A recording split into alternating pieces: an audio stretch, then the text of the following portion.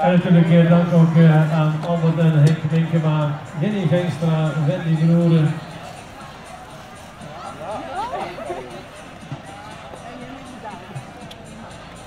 Lisa Minkema om de paarden in te zetten.